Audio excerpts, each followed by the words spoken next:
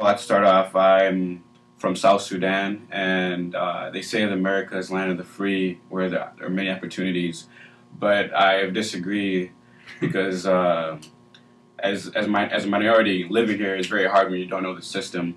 And I believe after the 2008 crisis, a lot of my family members and friends felt the hit harder than many Americans did, and a lot of them lost their homes, and it's very hard to cope with a lot of things going on because they understand things around here. But going on to Save the Kids, I got involved my senior year, and I hope I would have gotten involved a little earlier. Um, but it's taught me the identity of black men in America and minorities and where they stand in the United States. And um, every, every time I learn more about what's going on with the prison system, with the school to prison system, I've been more inspired to go out and talk about more. So let me go talk about two of the programs we've done this year. We did a program, sort of Take Back the Night, but instead it was converted to No Excuse for Abuse, which was fighting against sexual violence against women of color. And in that event, I hosted, I learned a lot about being black women in America and how hard it is for sexually abused women, and how hard it is for them to get their story out because of past history and slavery. Also, another event we did was gun violence against youth. Going back to the Tavon thing that happened in Florida, I also thought, like many, that it was his fault, but going back through all the facts and everything, it's on the system, and it happens more than people know. And I'm glad I got to learn more about it through there. And I'm going to talk about a little bit about what we do at the Juvenile Detention Center in Hennepin County, which has opened my eyes because after doing group building work, poetry work with the kids, I've learned of what type of environment they're in. It's a very harsh environment. It's very hard to get out of. And I hope to keep working with Anthony and Save the Kids to keep spreading the word about the school to prison pipeline and what type of situation these kids are in. I mean, kids are up to 11 years old being in the detention center, and they stay in that system, and it's really sad, but that many people don't know about this and what's going on.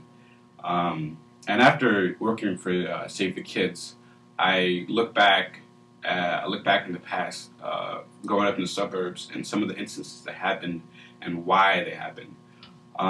Actually, going back to the poem, talking about police and how cops question you a lot. I mean, now I understand why I got stopped for many of the times. For instance, I got stopped for giving a suspicious look when I was with some friends.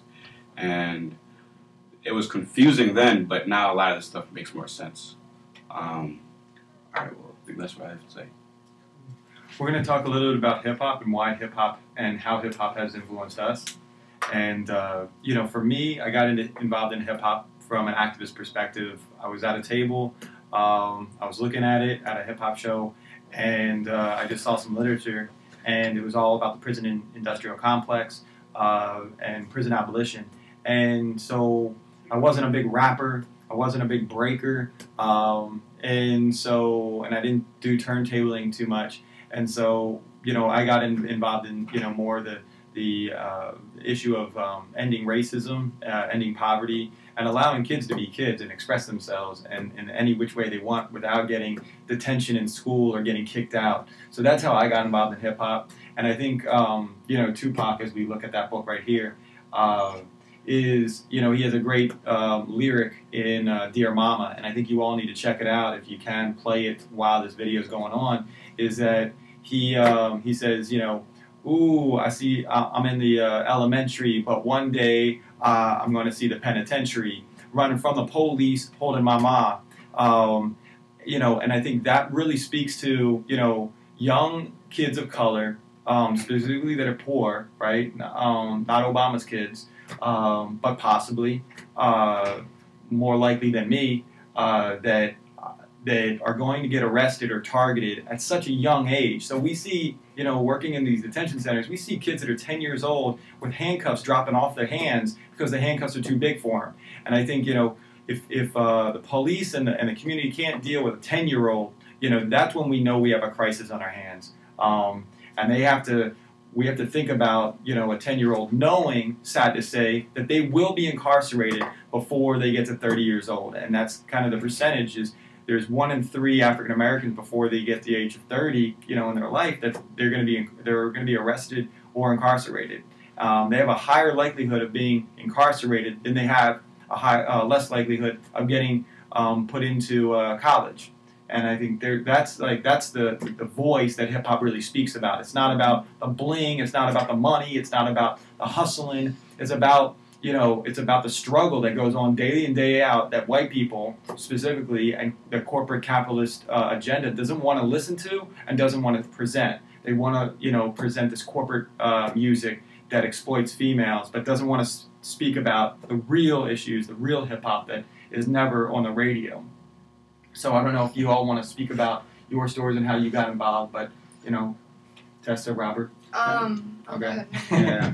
My story is basically growing up in inner city South Central Los Angeles and being a first-generation immigrant. Growing up during the time that hip-hop music was about the struggle that we were doing. We're talking about KRS-One, we're talking about NWA, we're talking about Ice Cube and that whole group and Public Enemy. Talking about how oppressed we were, and growing up in all African American predominantly part of the city, you do see how divisive. Even if you're not, I was an immigrant to this country, but even when you're not an immigrant, if you are of the darker complexion, there are these thoughts about you that you're a criminal because of where you live. You're a thug. You're into a lot of these, drugs and everything, which is not true. But yet society puts this on you, and so rap for us was a way to express ourselves, to kind of give the finger to the establishment, because we were being pulled over all the time and considered gangsters, even if you weren't part of a gang, considered hoodlums, even if you weren't doing anything illegally. And so I guess it was that outlet that you needed to get that anger out instead of, shooting somebody or getting in a gang and robbing somebody. It was a healthy way of doing it. And I think, during the years that I was there, we saw a lot of this activism that was positive, but also negative. I mean, I was there during the Rodney King riots. I was there during, O.J. Simpson and the whole he's guilty because he's black. And, that's neither here or there, but basically the assumption that because of your culture and your background that you're assumed guilty already. So that's my history. My history has been of hip hop being a voice for the oppressed, a voice for the unrepresented and disenfranchised. I think it still holds that true, but it's the underground hip hop that still does that. The mainstream is, like Anthony was saying, is something of selling out to corporate America to really sell what they're trying to sell. As well as keep people away from getting exposed to underground music. Absolutely. And you're controlling the message that gets sent out. Absolutely. I mean, people get really confused when some of these rappers say, well, my music is only for people of color. And they get angry because they're saying, oh, they're being reverse racism. Well, first racism comes with power. And no one of color has power here in the United States. Everybody that makes the laws and implements the laws, all 4 branches of government, or 3 branches of government, actually is controlled by white America.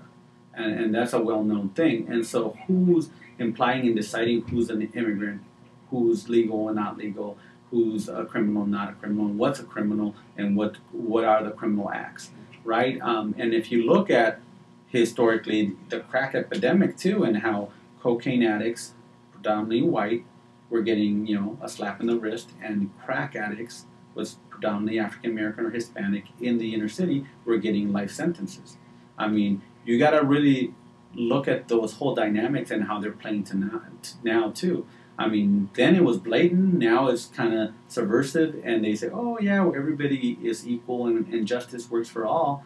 But yet, look at who's incarcerated and who's not. I mean, historically, it's always been anybody who's different, and it still continues to be.